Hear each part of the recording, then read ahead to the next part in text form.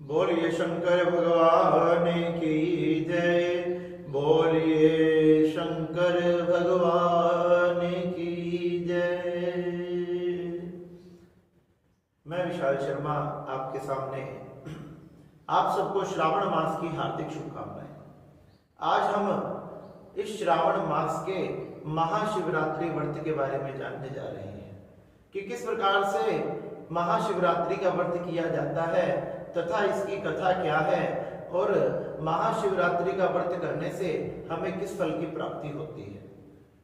तो भगवान शिव शंकर के जो वाहन है श्री नंदकेश्वर भगवान, वो श्री शिव पुराण में सनत कुमारों को बड़ी ही सुंदर कथा सुना रहे हैं।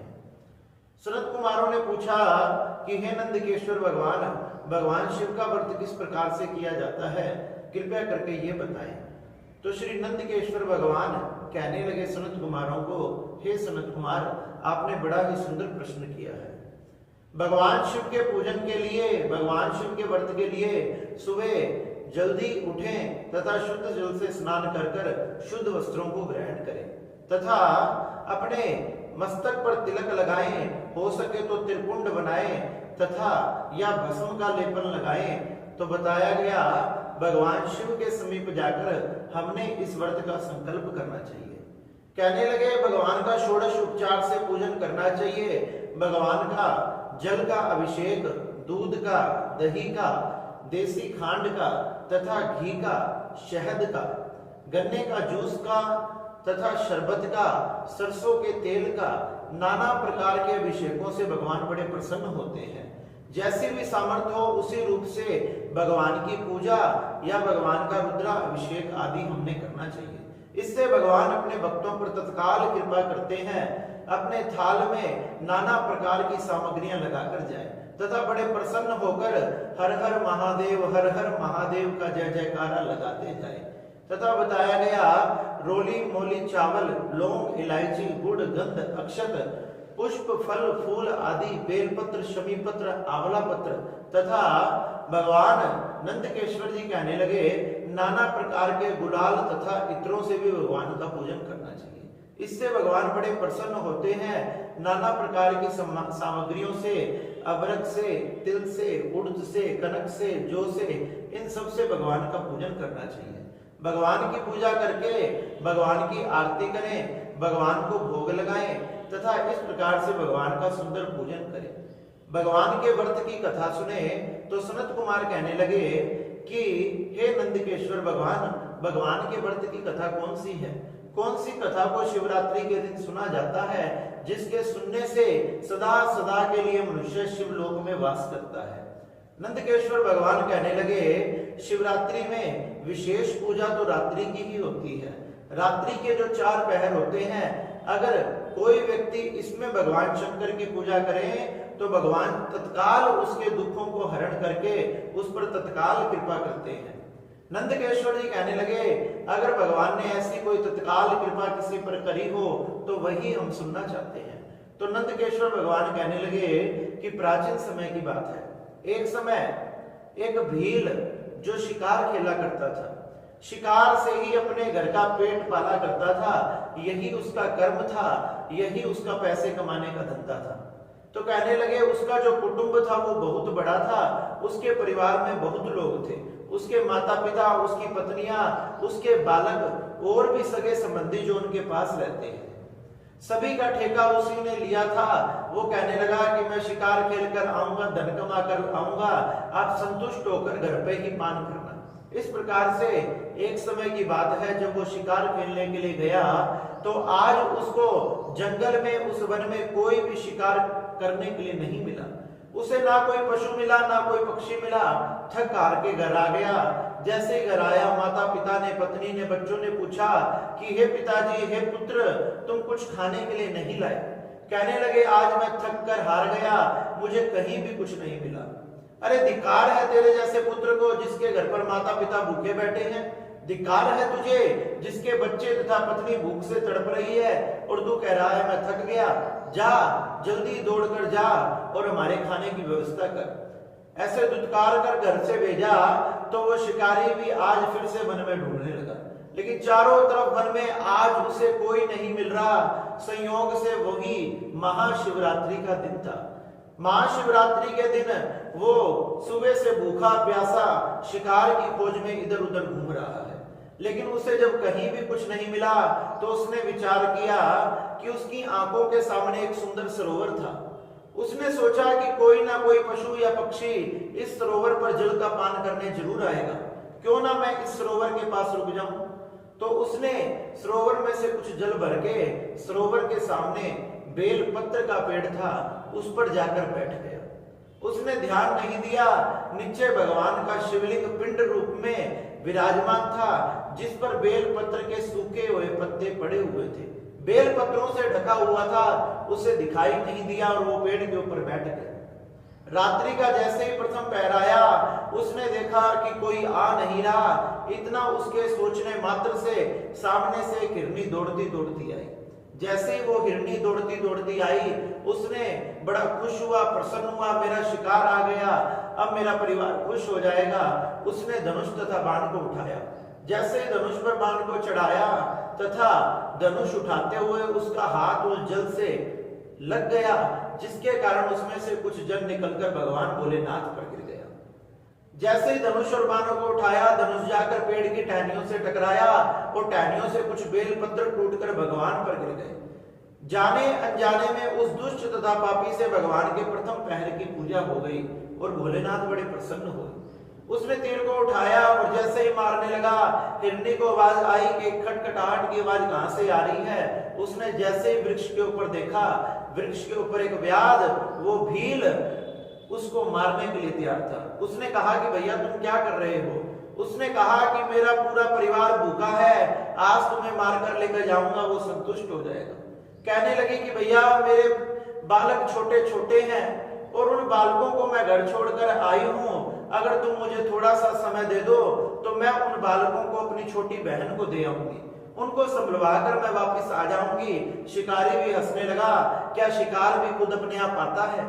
जब ऐसी बातें करने लगा, हिरनी सोची ये तो बड़े ज्ञानवान की बात कर रहा है, तो उसने कहा कि भैया मैं सच में आऊंगी, सत्य पृथ्वी पर टिकी है, अगर सत्य नहीं होता तो आकाश नहीं टिक पाता, सत्य नहीं होता तो पृथ्वी नहीं टिक पाती, अगर सत्य नहीं होता समुद्र अपनी सीमाएं लांघ देता, ये दुनिया सत्य पर टिकी है, इसलिए मैं भी उस सत्य की शपथ लेती हूं, मैं जरूर आऊंगी।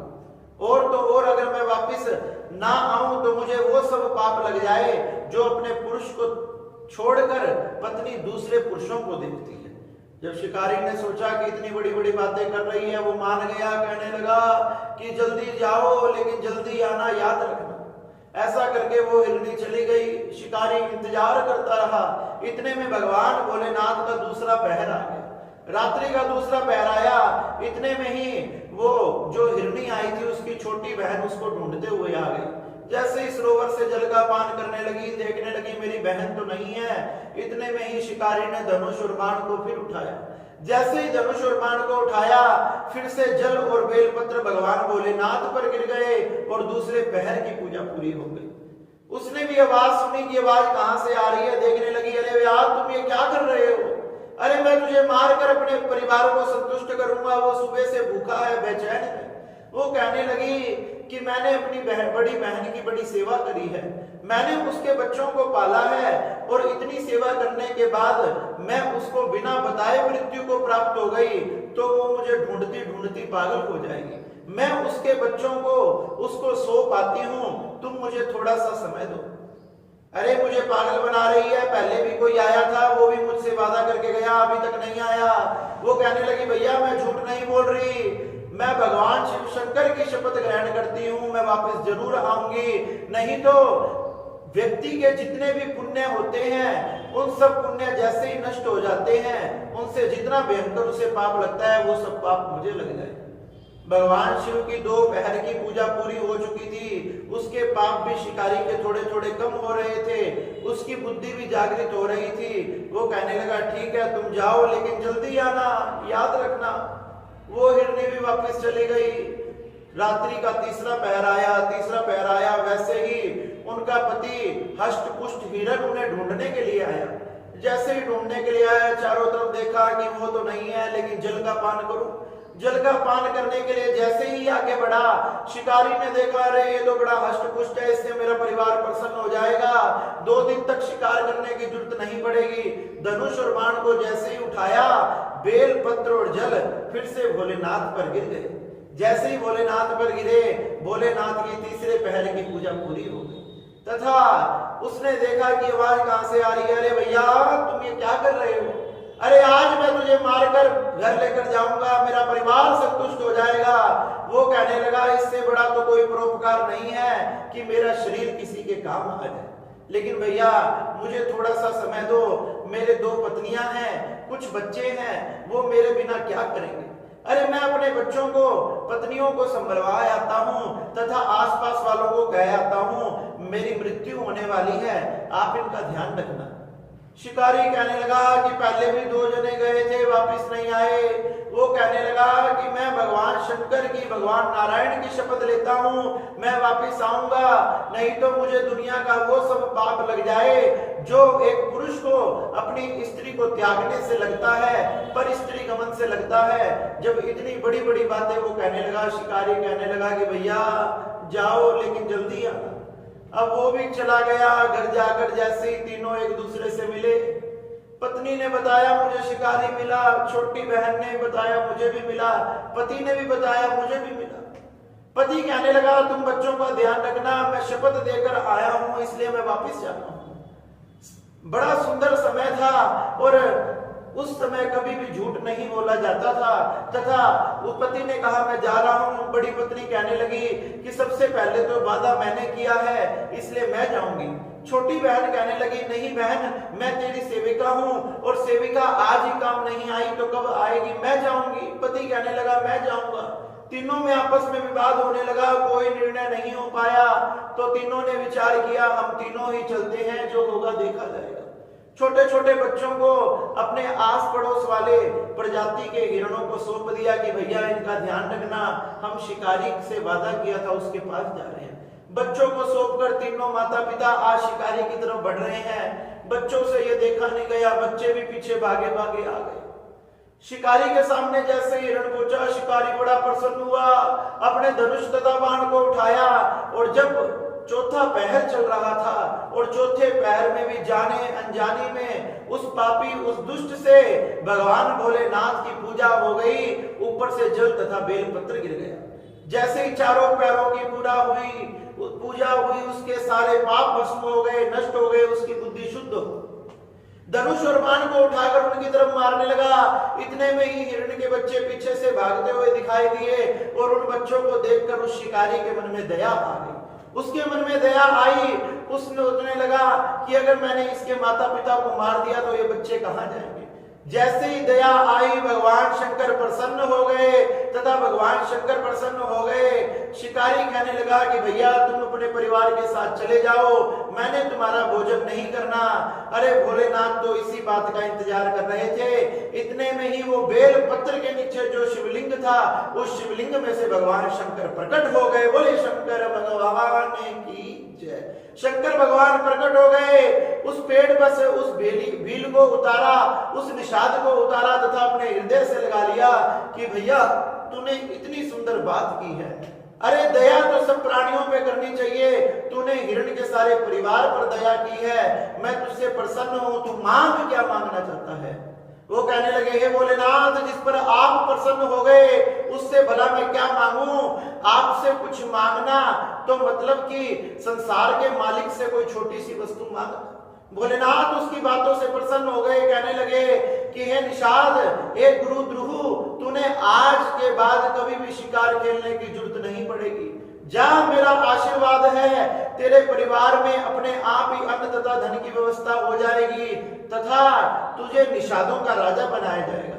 जाने अनजाने में जो तेरा मेरे प्रति व्रत हुआ है, जो 4 पहर की जाने अनजाने में पूजा हुई है, उससे मैं बड़ा प्रसन्न हूं। तू निषादों का राजा होगा। और भैया एक दिन भगवान नारायण जब श्री रामचंद्र जी का रूप लेकर आएंगे, जब आकर वो तुझे अपना मित्र बनाएंगे, और तू भी कहीं ना कहीं उनकी मदद करेगा, उनको नदी पार करवाएगा, तथा जब उनका छोटा भाई भरत आएगा तो तू ही भरत को श्री रामचंद्र जी से मिलवाएगा। नाना प्रकार के आशीर्वाद देकर भगवान शंकर अंतर ध्यान हो गए तथा निषाद अपने घर पर गया, उसको राजा बना दिया गया। अब तो एक दिन भगवान शंकर के कहे अनुसार श्री रामचंद्र जी आए, जिसने निषाद को अपना मित्र बनाया और इतना सुंदर मित्र बनाया कि लंका पर विजय प्राप्त करके भी जब वापस लौट रहे थे, जब भी उस निषाद को नहीं बोले, आकर वापस में उससे मिले तथा अपने साथ अयोध्या लेकर गए। इस प्रकार से वह निषाद समस्त सुखों को भोगते हुए अंततः भगवान के शिव लोक में वास करने लगा। कैलाश पर्वत में भगवान शंकर के चरणों में रहने लगा। ये इस व्रत की इतनी महिमा है, इस व्रत को करने मात्र से भगवान शंकर तो प्रसन्न होते ही हैं, लेकिन नारायण भगवान भी कृपा करते हैं। इतना सुंदर ये महाशिवरात्रि का व्रत प्रत्येक व्यक्ति ने इसको धारण करना चाहिए। उस शिकारी से, उस निषाद से जाने अनजाने में पूजा हुई तो भोलेनाथ ने उसे इतना कुछ दे दिया। और अगर हम संकल्प लेकर, मन में श्रद्धा लेकर भगवान की पूजा करेंगे, भगवान का कीर्तन करेंगे, तो भोलेनाथ हमें क्या नहीं प्रदान कर देंगे। हमारे समस्त मनोकामनाओं को पूर्ण करने वाला, समस्त कष्टों को हरने वाला, संकटों को हरने वाला ये महाशिवरात्रि का व्रत बड़ा चमत्कारी है, जिसके लिए संत महात्मा, ऋषि मुना, देवी देवता भी तरसते हैं। ये व्रत इतना शक्तिशाली है, इसलिए श्रावण मास में हमने ये महाशिवरात्रि का व्रत अवश्य करना चाहिए, जिससे भोलेनाथ प्रसन्न होते हैं। एक बार सब मिलकर बोलो शंकर भगवान की जय। नमः पार्वती नमः हर हर महा